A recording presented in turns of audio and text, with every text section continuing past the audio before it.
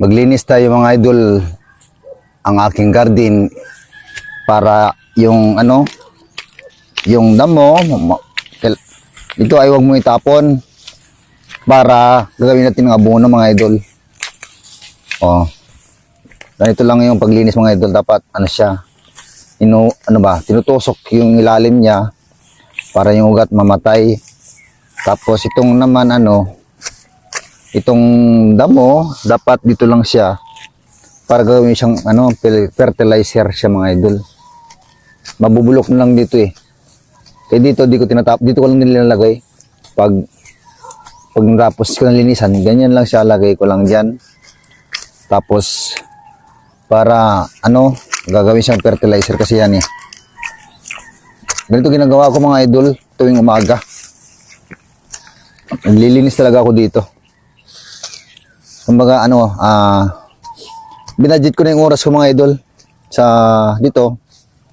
Kailangan ko lang 1 hour ko lang maglinis. Kasi after 1 hour nasa tindahan naman ako mamaya. Doon ako nagbabantay sa tindahan. Kaya ganito ginagawa ko araw-araw.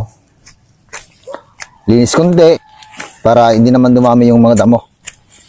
Kasi wala man akong pambayad para maglinis ito kasi gipit kasi ako ngayon mga idol. Kaya ako lang muna yung dito magtatrabaho, maglilinis. Kasi kung mababayad ako ng tao maglinis ito, mahal din sa bayad. Magbabayad ka ng 400 plus, papakainin mo, papakain ka pa. Medyo nahirapan ako ngayon, kaya ako lang muna dito titira mga idol. Kasi sanay man ako ditong buhay na magtatrabaho. Kaya tirahin to para makatirahin pa ng iba. Yan. Dito sa mundo natin mga idol, sa totoo lang pag wala kang pera ngayon, wala ka ng kwenta. Wala ka ng halaga. Yan ang tandaan nyo mga idol.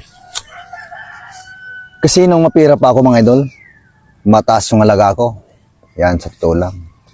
Ngayon wala akong pera. Mababa ang halaga ko ngayon mga idol.